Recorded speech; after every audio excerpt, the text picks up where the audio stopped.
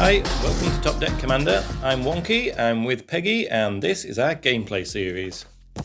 We're caught up on game 3 of the 3-part series. We're just going to go through turn 1, we're going to be playing some lands, so we're just going to skip over anything that isn't important. So, quick catch-up, spoilers.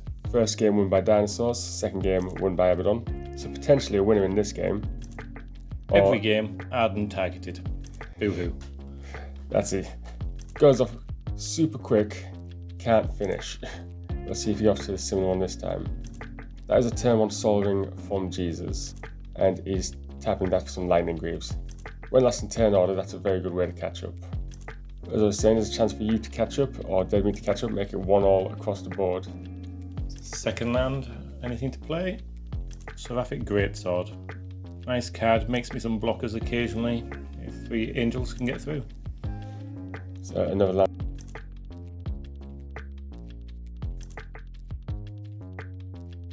Remain very quickly passing the turn to Deadmeat. His dropping in our Miller's Sphere is going to help him find some lands in the future. But helps ensure you hit your land drops. We're a fan of that. I don't mind it. Jesus up to 4 mana on turn 2, but nothing to cast. Missing white mana for his commander there. I'm happy to get my mountain out this turn. Abaddon getting out nice and early. So no haste for him. No protection. You are going to be able to pump him up with that Seraphic Greatsword. Are you looking to go aggro again? I was thinking of trying to hold back slightly on this game after coming out too strongly before and being a threat. As I said, G is off to a very quick start, so you've got at least to keep up. No reason not to cast your commander. There. I'm going to go ahead and ruin your day there. Yeah, unfortunately, that's what I was sort of in fear of. That's a little bit of a last 2 games running over here, knowing that Ad would be a threat.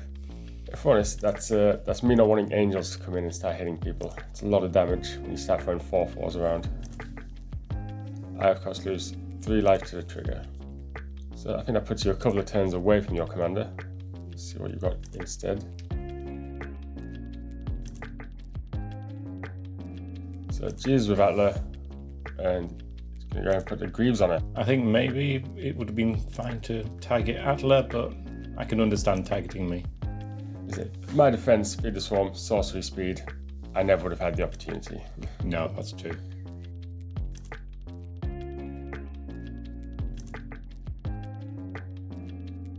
So another land, that one of Rogue's Passage is going to help you sneak damage through, hopefully later in the game if you can make Abaddon or Kedis big enough. I run Rogue's Passage in most of my decks. It's just a nice handy card to have as a utility. Allows any commander almost to get some commander damage if necessary. So Heartseeker there. That's why when it's equipped to a creature, you can tap that creature, unattach it, and destroy a target creature. It's a nice bit of removal that also fits the theme of the deck. It's going to be really handy against myself and Deadmeat, as long as Deadmeat doesn't morph onto a indestructible creature. Not so good against Atla, not so good against eggs. So I'm heading away from his bauble here. And crack it straight away. Go find a blue land that I'm missing. And just catch up a little bit.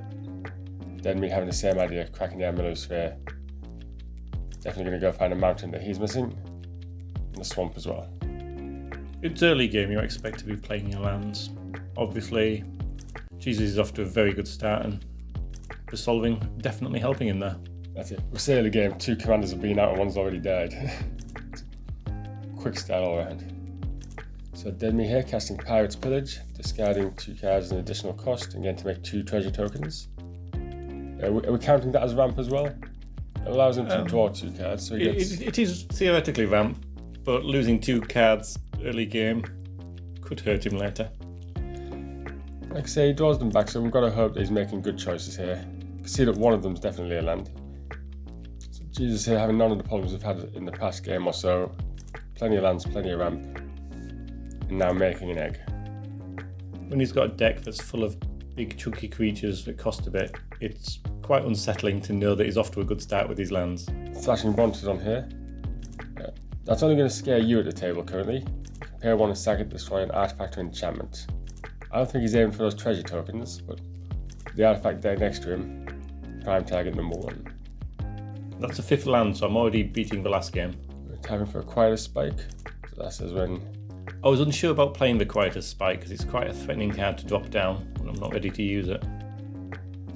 And Hero's Blade, so I just went for some equipment on the board, some easy setup, and no chance of playing a creature again yet. I could have played Kedis, but was just holding back, trying to remain not a threat. That's it. Plenty of setup, no creatures, no one's going to be too afraid of you, and no one's going to kill your commander. So I guess it's my turn, I'll cast Abaddon. That's 3 out of 4 commanders to hit the field. We're just waiting on Snapdax now.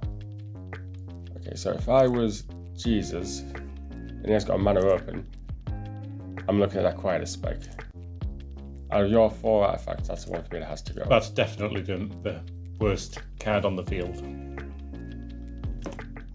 Then me here, casting a Bishop of Rebirth. It's got Vigilant, when it attacks you can return a creature card from his graveyard to the battlefield. As we were saying in the game, Vigilance is a target to morph Snapdax onto. Nice. So Jesus' turn, he's gone up to a second egg.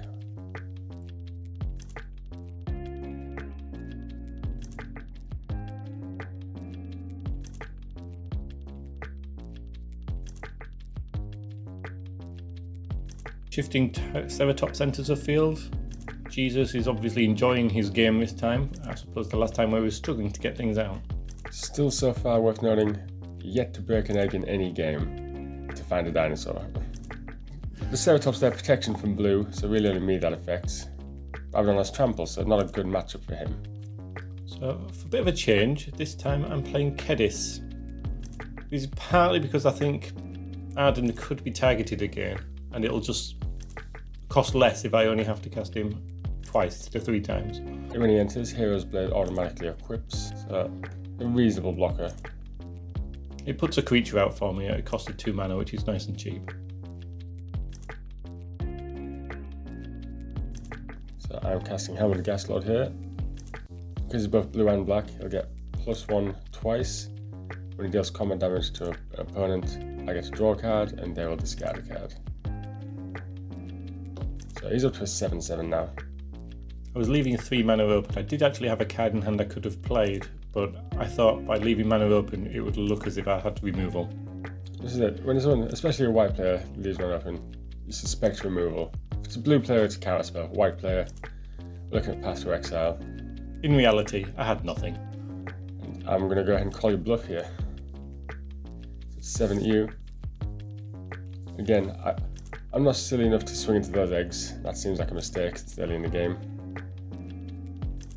Dead meat really with nothing. Similar to you playing Abaddon, if you have got removal, I want to find it early and then cast my commander again. So casting a Ring of Zephyr there. I'm going to go to Cascade to less than 2. So looking for a 1-drop.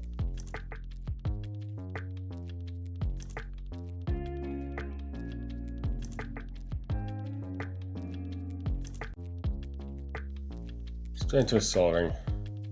Classic turn 6 Sol Ring. Better late than never. I'm going to use it straight away and gear up Abaddon with the Ring of Zephyr.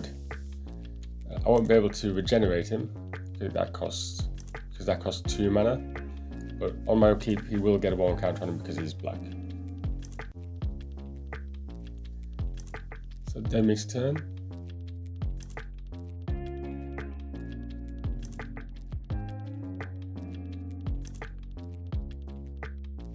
He's just about tapping out, just leaving those treasure tokens, casting Katar's Wrath, destroying all creatures, and they can't be regenerated. So my Ring of Zephyr, even if I did have the mana to activate it, completely useless. I'm quite relieved I didn't play Abaddon. Yeah, you're quite right not to cast it. Weren't targeted this time though. No, this was just a fair state. The board was getting a bit cluttered on Jesus' side. So as Atla was on the field, when the eggs were destroyed, he's get some triggers from that.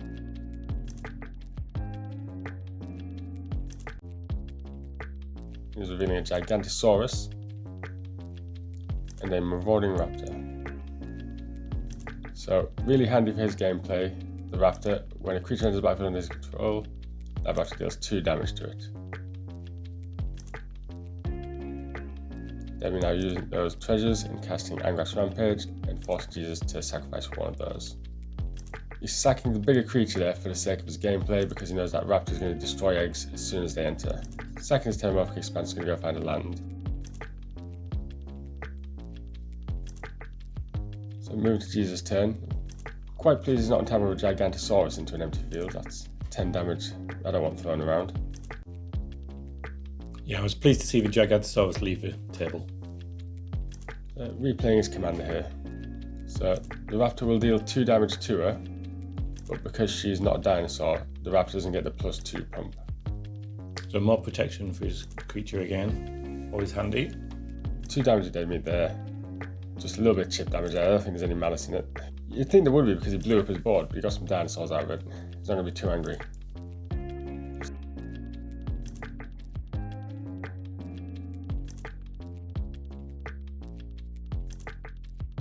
So, following trend, you'll recast your commander and it's Abaddon this time. He's taking a bit of gamble because there's no protection for Abaddon on the table.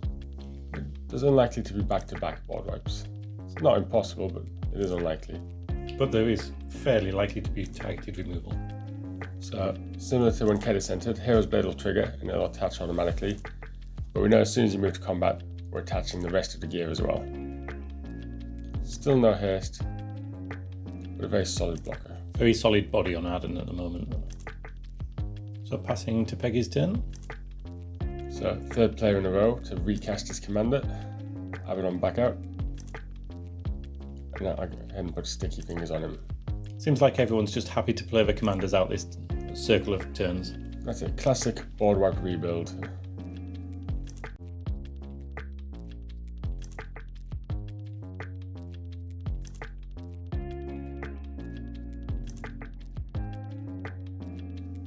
Dead meat has land for days. It's playing out a Dreamstone Hedron here, so solid ramp, and if he really has to, he can pay 3 and sack it to draw 3 cards. So we're back to Jesus, and I think, does he want to get an egg out now and commit a dinosaur to the field? Does he want to wait for a board wipe, or maybe make an egg in someone's end step? Nope, he's going to go ahead and make an egg straight away. The raptor will trigger, deal 2 damage to the egg, and it'll reveal till he hits a creature. It's nice to see Atla doing what Atla should be doing. That's it. As soon as he's starting to kick in. And Gishath enters the table. One of the scarier dinosaurs in the deck. Yep, and now Eldrazi Monument, so those dinosaurs getting indestructible. Good to play it after the egg.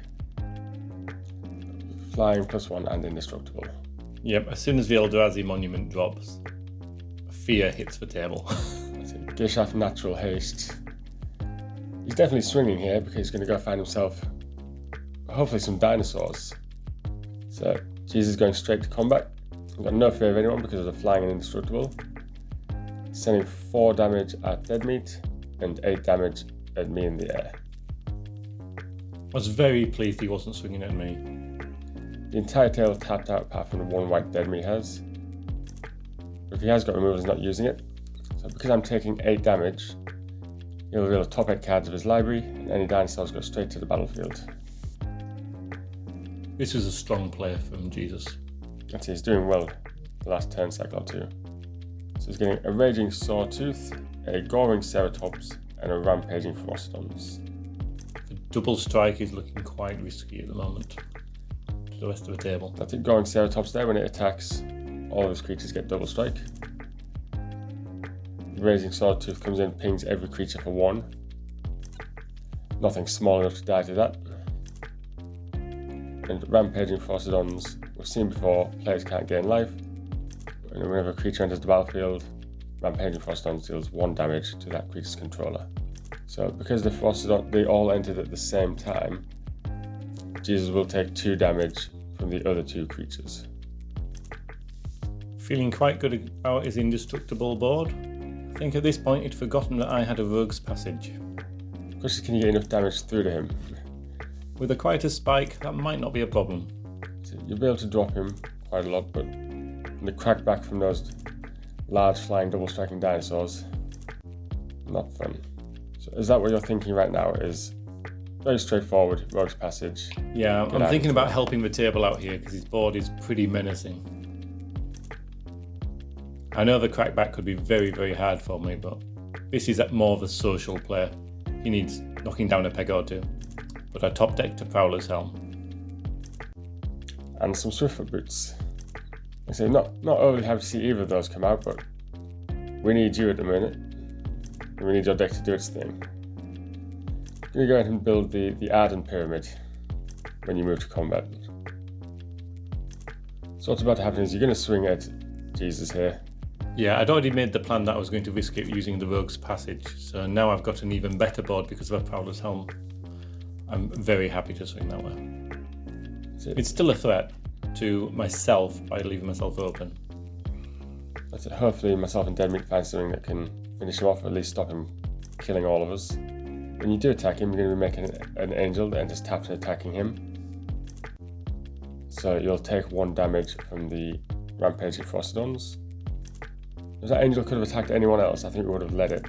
I would have sent it to somebody else, possibly at the time, just as a little bit of chipping damage. Yeah, unfortunately it has to go Jesus, and it's just going to be swallowed by a dinosaur. So Jesus taking damage initially, drops to 29 life, and then quite a spike is going to trigger. It's going to lose half of his life rounded up, drop all the way down to 14. That is a good chunk. As Jesus can't gain life, I was quite pleased with that player. That's it. In his upkeep, again, he has to sack a creature to the Eldrazi Monument. He can make an egg in response and sack it. Or he could potentially sacrifice the creature that doesn't allow him to gain life, if he can find a way to gain any back. As it is, scary board if he swings, but in a bit of a dire situation life-wise again. So as I said before, on my upkeep, because Abaddon's black, Ring of Zephyr will trigger and he'll get a 1/1 counter on him. It is a little extra damage on him, but that's not going to be enough to trample through some indestructible dinosaurs. So just a little discussion at the tail of what the best way to proceed is. I haven't drawn a way to get through to Jesus. So what I have to do is hit either you or Deadmeat, and then hopefully cascade into something useful. I'm hoping the payoff for me looking out for the table is going to work here. He's going to swing Deadmeat's way. So first main, I'm deciding to cast a Lord of Change, purely because it's a 7-drop and I can't deal enough damage to be able to cascade off it. It will enter, it's got Ward 3, it's a good big scary demon. It'll draw me 3 cards. There don't appear to be any answers there straight away. So because Wonky was so good as to hit Jesus, I'm just going to spread the love of my commander and go at Deadmeat for a change. Just 6 damage, but allow me to cascade for anything 6 or less. I'll make a treasure. Showing that sometimes a bit of goodwill on the table towards other players will actually pay off. If Peggy had swung at me, I think I would have been dead.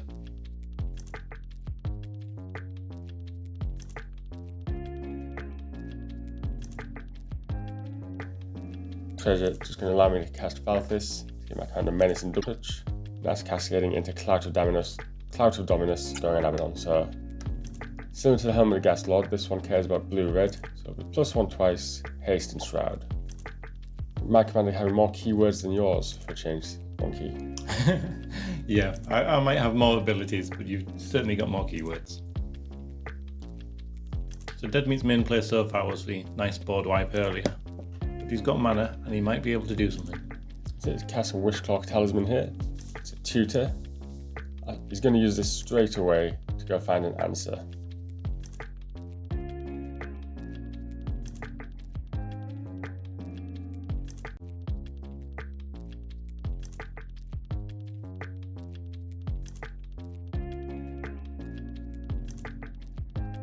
So Deadmeat's figured it out and he's found an austere command. We've still got the 2 mana floating from the headwind, so just going to tap 4 more. Austere Command's a solid card, gives you options. That's it.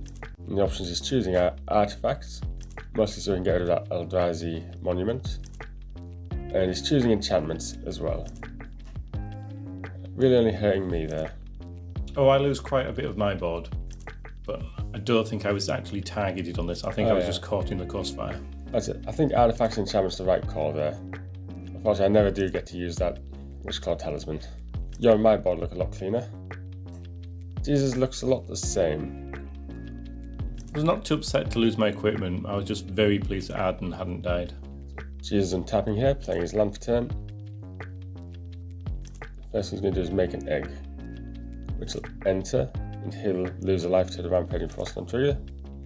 And find a Verdant Sun's avatar after it's dealt 2 damage. So that'll enter, and he'll take another damage. And normally he'd be gaining life here, Whenever a creature enters, he gains life equal to its toughness, but Rampage forces on, stopping him gaining life. He's probably hoping for someone with haste there, to swing a little more damage out. As it is, he's still got a lot of double striking dinosaurs. He's got a nice table, but we have some nice life totals. That's it. He can kill one person, or he can spread nearly 50 damage around. So after a little count up, that's 44 power he can swing with, if you include the double strike. Jesus here, moving to combat. We've got Geshath and the Ceratops coming at you, one key. Sawtooth at myself. And the last two dinosaurs going at dead meat. The Ceratops triggering and giving them all double strike. Would you have spread the love at this point? No, like I say, if I'm in that position, I'm killing someone, and I would have aimed for me. I've got enough power on board to kill him if he can't get blockers out. So I would kill me. But he spread the love, again, maybe hoping to find someone with Geshath to get some blockers.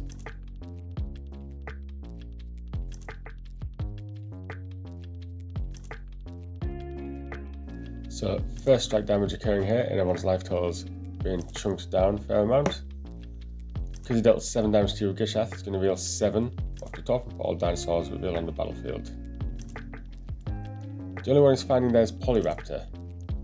It has an enrage trigger. Whenever it's dealt damage, he makes a token that's a copy of Polyraptor. There's going to be a lot of triggers here, so the Raptor is going to deal 2 damage to it when it enters. The Froststone is going to deal 1 damage to Jesus because the creature entered. So there's not a camera there as well. Looks like it's still on the field. I'm sure it was just for dinosaurs causing the little quake. That's it, that was all the Polyraptors entering. Just to work it through, this is an infinite loop. Or it would be if it didn't affect his life total. So the Polyraptor is going to enter the battlefield, he's going to take 1 damage. The Polyraptor is going to take damage, the enrage will trigger, he will make a copy of Polyraptor. When he does, he'll take 1 damage from entering. That copy will be dealt damage, the enrage will trigger, and he'll make another one. So he's going to keep making Polyraptors until he's dead. His life total slowly dwindles to 0. He would have been saved if he wasn't unable to gain life. That's it, there's a few dinosaurs on the field which just work together. Would have been great. One or the other not being there, I think he goes on to win the game from there. If anything, too many dinosaurs this time. Solves the problem for us though. We don't have to worry how to kill him now. Nice little unexpected bonus for the table. So, table collectively sweating a little bit less now.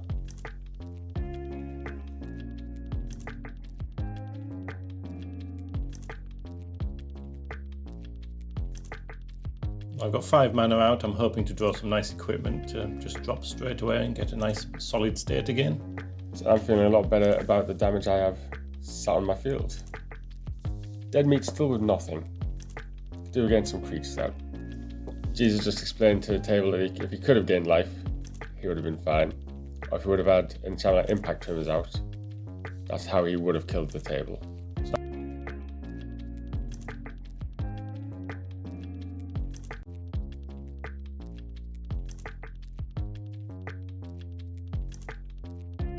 I was just looking for something to play. Silent Arbiter, it does narrow down some of the swinging, provides me a blocker. I was hoping for removal, to be honest. That's it. It's almost as good as if I can only swing with 1 creature, cuts my damage into less than half. Means I won't be able to hit you and dead meat. You have to make a decision.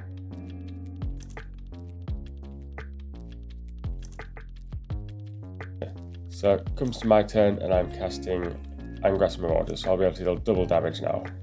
So I can only swing with 1 creature, but it's hitting twice as hard. Similar totals for dead meat and myself, so who's he going to swing at? I'm going to combat and I'd like to swing 6 at you in the air, which would be double to 12. Drop your life total. Nothing I can do against flying attackers. Now, my other option was swinging Abaddon at you. Because of the Menace and Death Touch, you'd have to block with both creatures or take lethal. But until I know what Dead Meat has, I have no problem keeping that Arbiter around. So Dead Meat's turn, and he's casting a light up the stage. He hasn't dealt any damage, so he doesn't get to cast it at spectacle cost. Going to exile a Commander Sphere and a Tectonic Giant. Until the end of his next turn, he'll be able to cast those. Straight away casting that Commander Sphere. And we'll be using Jesus' playmat as the exiles on there, since he won't be using it. Then we're casting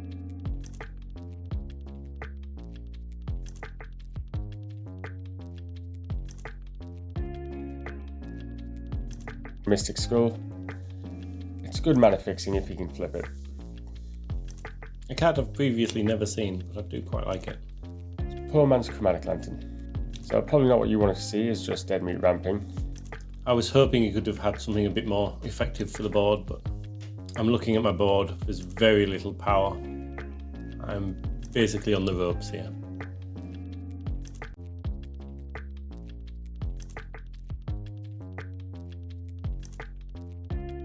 Okay, so Wonky, you're casting a Captain's Clause here. It's another card that can create blockers, but at this point I think it's a little late. Casting Kedis along with it. That's it, you'll be getting blockers out, you're getting equipment out, you're advancing your board. Earlier in the game it would have been a fairly reasonable move. This late, it's not as effective. That's it, not a flying blocker or removal that you were hoping for. You move to combat, you're equipping the Captain's Clause to Abaddon anyway. So here you're just looking to drop life totals a little bit. On the off chance that you are left alive. I know I am probably dead, but just in case something happens and I do survive, I'm just protecting my board a little bit. So, Captain's Clause triggering, making a 1/1 soldier tapped and attacking. So no point in coming at me, so it all goes at dead meat. He'll be taking 4, then Kedis will trigger, because you got 3 damage with your commander. I'll take 3 damage as well. So,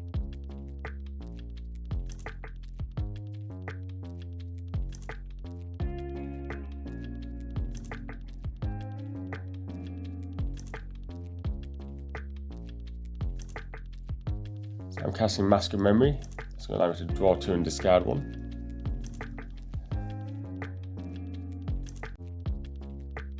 So I know what my plan is here, so I'm giving up the Lord of Change. I'm going to come straight at you, Wonky, hit you for another 12, knock you out of the game. Exactly what I was expecting. Nothing I can do about it. Flyers, I was very vulnerable to. So I get to draw 2 and discard 1. Got to think about what I need to take out dead meat next.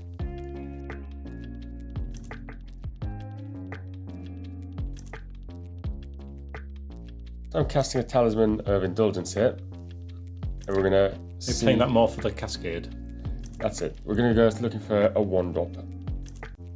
Problem being, I'm pretty sure there's only 4 1-drops in the deck, and I think we've seen them all. So I'm going to do this as quickly as possible. I don't have a choice. I have to reveal cards till I reveal a 1-drop. This is a little bit embarrassing for the deck. If I was sure there was no more 1-drops, I could have just totally tailed and shuffled, but I had to be sure. So as you can see, there's my entire deck, no 1-drops. So I'm going to go and shuffle and put that back. Well, it keeps your fingers nimble. It's good practice.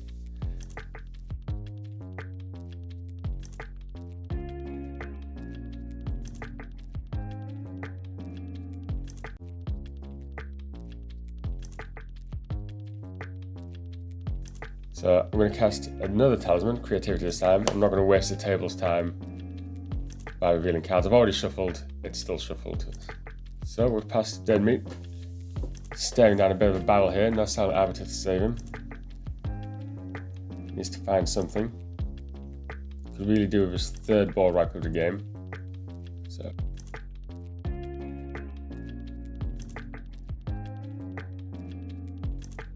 casting a Tectonic Giant, may as well. It's a blocker on the ground. It's actually an even better plan. It's going to mutate Snapdax onto it. There's mutated Snapdax to the bottom of the stack, which doesn't make too much difference really. Power-wise, it doesn't make any difference. And then the mutate will trigger. He's got 4 damage to Marauders, taking that off the field, and he'll gain 4 life. So looking a lot healthier for him. So unfortunately, looking at my board, it's not enough to kill him. Really wanted that Marauder to stick around just for another turn. So I've gone straight to combat and swing 12 damage at dead meat, knocking him all the way down to 9.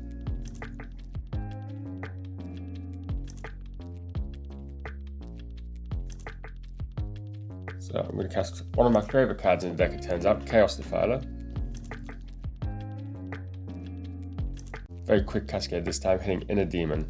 Inner Demon is one of my favourite cards. It's just a nice little boost to your creature. Yes, it's very good at killing tokens. I'm going to put on the only creature that would die if I put on anything else, put it straight on Falthus, give it +2.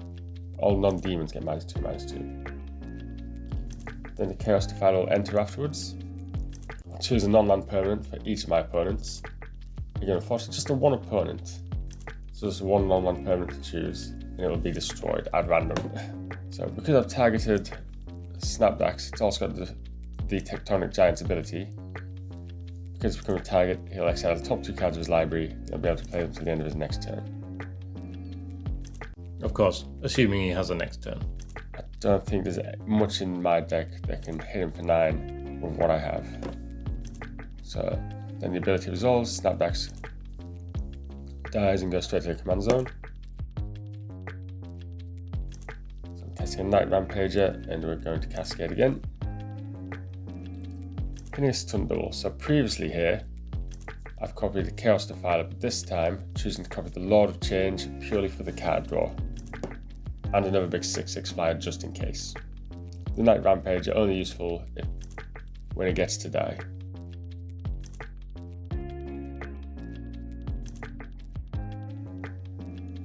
A lot of the cards in this deck really good when it gets down to 1v1 situations. So Deadmeat untapping, I think it's safe to say he's got this turn to save himself. Managed to save himself last time by getting rid of the Marauders. This time he needs a full-scale board wipe, I think. Sacking the Commander Sphere just to look for an extra bit of help. Playing his own Mask of Memory there. Wanderer, a good card to play. Is it going to be too late to be effective? Unless he's got anything else decent in his hand, unfortunately for him, I'm going to say yes. The main thing stopping him here is the Lord of Change's Ward 3 trigger. So the Wanderer being down ticked here and he's getting rid of the Chaos Defiler. Probably doesn't want to be making any more copies of that just in case. Because exiled, there'll be no death triggers. So Deadmeat is left 4 mana open and he's passed the turn. Possibly has something to save himself. About to find out, I'm going straight to combat and referring the whole field at Deadmeat. So 29 power, dropping him to -20. And another nice win for Abaddon. So quite hard work there, really lucky that Jesus killed himself. Yeah, it was a bit of an unfortunate string of cards for Jesus taking himself out of the game. Unfortunate for him, me and Abaddon don't mind. I don't think you minded at the time. I was very happy at the time. It was a nice bit of removal for the board there.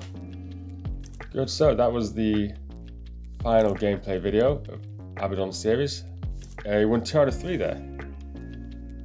Yep, I was hoping Ad and Kedis would at least scrape 1 win out of the 3, but I think generally I'm pleased with how the deck did it. It did what it was supposed to do most of the time. Game 2 may be a bit struggling because of mana issues, but always a threat. I think the problem there is trying to keep Kedis and Abaddon on the field at the same time, especially if you've only got something like a Swiftfoot Boot to protect one of them. I get targeted a lot, but I really do expect it. If I was in my opponent's position, I would be doing exactly the same thing, so I can't complain. That's it. You did hit Jesus for about 30 life in 1 turn there. He probably should have cracked back at you harder. Snapdax may be having a poor game on that 3rd game, but I think that's down to card draw more than anything. It's really struggling just to get creatures out, and by the time he does, manages to save himself for a turn, but it's a little too late. Again, dictating play though, a couple of well-timed board wipes, saving the table and saving himself. Manages to steal 2nd place again. Surprising what you can do with just some good removal. Really pleased for Jesus there actually managing to crack some eggs in this game, showing what Atla can really do. Explosive dinosaur power there.